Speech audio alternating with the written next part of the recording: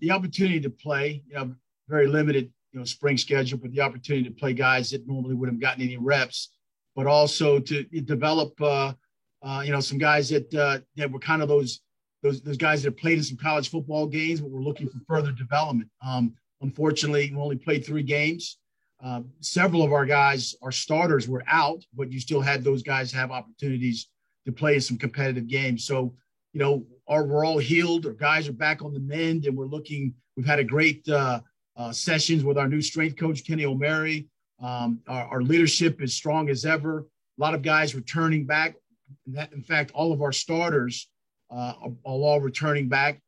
Our staff is intact. So a lot of positive things coming out of the spring. And we look forward to the opportunities to be competitive and play in this new fall season. Ryan and Tyler, sort of the same question for you. Obviously, it was a unique season with having to deal with all the testing and the unknown whether you're going to play. How tough was that to go through, and how excited are you guys to get going? Absolutely. I'll jump in first, Ty, if that's all right. Thank you for your question. There's nothing easy about college football, being a college football athlete, and there's nothing easy about COVID. COVID was hard on everybody, especially hard on us. Probably the hardest part was not knowing day before a game if you would play that game. Finding out days before our last game, Richmond, getting canceled. That was probably the toughest part mentally, to prepare yourself for a game and then not know what to tell your teammates other than just come back, get back stronger. Ty? Yeah, I mean, for me, if we had to press twice a day, every day, I would have did it. I appreciate, would have done anything to get on the field. Obviously, with the not playing, a full 6 games, obviously was tough. And like I said, Rip said, we didn't find out till like the Richmond game the day of or the day before that we were going to play. But I think all in all, we still got a lot out of it. We still had guys that had never played before that got a lot of game experience. You create this kind of situation where you're never going to see it again, where they get these 6 games that don't count towards your eligibility and you still get a full game, and they obviously counted for, real stats. So I think all in all, even though we didn't get the full 6, 3 is better than nothing. All right. Okay, for some questions, start with John O'Connor. Go ahead, John. And Mike, how's Hollis Mathis coming along after not playing late last spring? He's come along well, John. He's been working out with the team. I saw him throwing with our trainers, and he's a really resilient young man, and look forward to his opportunity to compete and play. If I may follow up by asking about vaccination rates among Tribe players, could you share with us where you are? Yeah, I know there was something that just came out through the school not too long ago. You had mentioned, John, about 58%, I believe, of the student population. The student athletes, there's over 85% of their student athletes that have been vaccinated. And some of that I'll go back to the student population, is that there's a process of updating your vaccination card through a portal, which would then give you the accurate numbers. And so we expect those numbers to go up. Our players have done a great job of educating themselves, of being vaccinated. We continue to still keep seeing that rise as we get closer to camp. So we're pretty confident that our levels will be high in terms of our student athletes, and the processes and protocols in place enough to allow us to go compete. Hey, just one clarification. When you mentioned 85% for student athletes, are you talking about football players? I can say that there's only a handful of our players that for their reasons that have not, and we continue to keep educating and talk about things that the possibilities may increase those numbers as well. Thank you. Thanks, John. Question from Marty O'Brien. Go ahead, Marty. Coach, after the spring was so unstable, just talk about the summer that your team had, and then how much of a help you think it'll be to have all of the starters back and so many of them being seniors. Yes, Marty, great question. We had the opportunity, and the guys can talk about this. Our strength coach, Kenny O'Mary, I believe has done a fantastic job with the guys in their overall strength and conditioning development. again, it's important. Your strength coach becomes your MVP, during all this time. The opportunities to have experience of players that we have back. I mean, our offensive line, I think is really, really good. Ryan Ripley's on this call, one of our captains. He can speak about that. But you have Andrew Trainer, Colby Sorsdale, Dan Evers. I mean, guys that have played in a lot of college football games. And so, and even on the defensive side, with a guy like Will Kiley and Nate Evans, so those guys have done a great job in terms of the group. I'm talking about our linemen. And, obviously you want to get your skill position players in line and have opportunities to compete and show what they have. And I think we have that as well. So I feel good about this team. I feel good about the talent of this team, about the depth of this team, about the seniority, about the leadership. So there's a lot of positive things, coming out of the spring into the summer and now getting ready to go into fall. Talk about transfers into the program and which ones in particular you think might be instant impact guys. We've taken advantage of the transfer portal rules. I mean, obviously young men that are seeking to gain, master's degrees and, grad school opportunities. We try to add to our team by adding to, depth in players that have a skill set. There's no secret that we've added 2 quarterbacks, Kevin Doyle from Arizona and Cole Northrup from Lafayette, a wide receiver from FIU, 2 defensive backs, Tate Haynes, whose dad was, played for the New England Patriots and Oakland Raiders. And then one of the guys I had with me at Howard, Ty Freeland, as another defensive back. So we were able to put some pieces together to our team, to add to our team, to provide depth, to provide playing experience, to provide opportunities, and to go along with, as I talked about, this senior leadership, this older group of guys that I think we have a really chance to be really good. And I look forward to putting everything together and gelling on the field and watching us go out there and compete.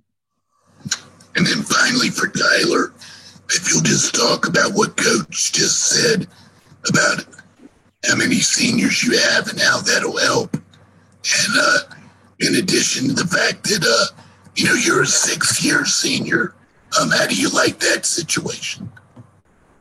That's a great question. Yeah. I mean, we have a lot of depth in our 4th, 5th, and now 6th-year seniors. Most of the guys on our defense that I can speak for, have plenty of game experience, through several years.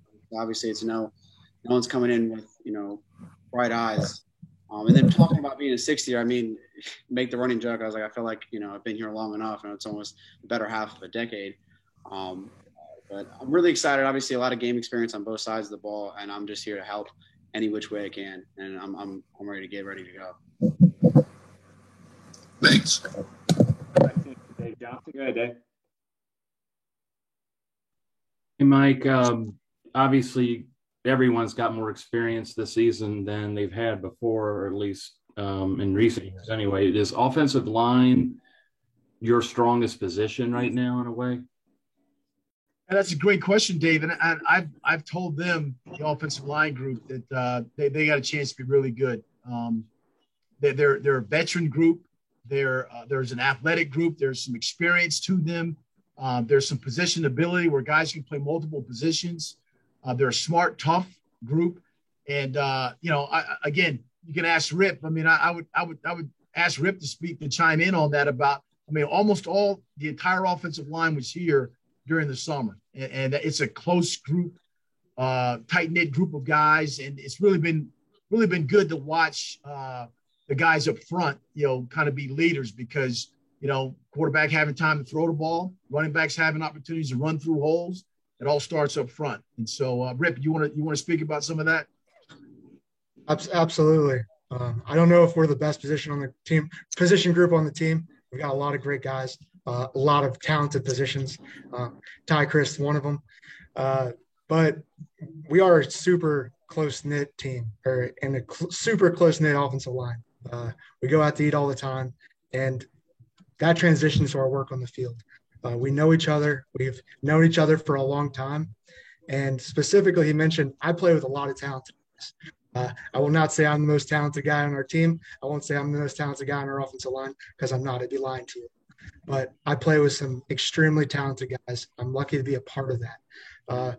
And furthermore, I'm happy to be a part of a team that's extremely hardworking and it's helped building a culture. Makes my job easy to be a captain when you got 4 other guys could easily step into my role and fill in perfectly.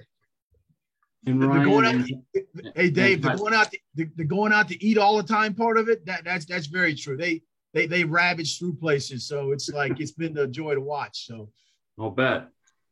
Ryan and Tyler, you guys went into the very abbreviated spring season with, just from what I understand, like about a week or maybe a little more than that of weight training. And this, of course, you've had a normal summer with a newer staff. How much more prepared do you feel now for a season or for fall practice than you did in the spring? Right. Yeah. Going like after we finished the spring season and being able to go through a full summer of, Coach O'Mary's summer workouts, being here June and July, I mean, it's made tremendous difference. I mean, talking on the amount of guys that we had show up for June, it was more than I've been here for 6 years. And then it almost doubled in July. The team culture and the motto that O'Mary is going by now has really been, taken on by our team. And I'm really excited to see what we do, come training camp in the season. Yeah, to build on that, strength and conditioning is extremely vital to building a culture for a team. There's so many ways that culture plays into how you do on the field. And if you don't have a strength and conditioning coach that aligns with what our head coach is putting out, right, you have a disconnect there that's detrimental to the team.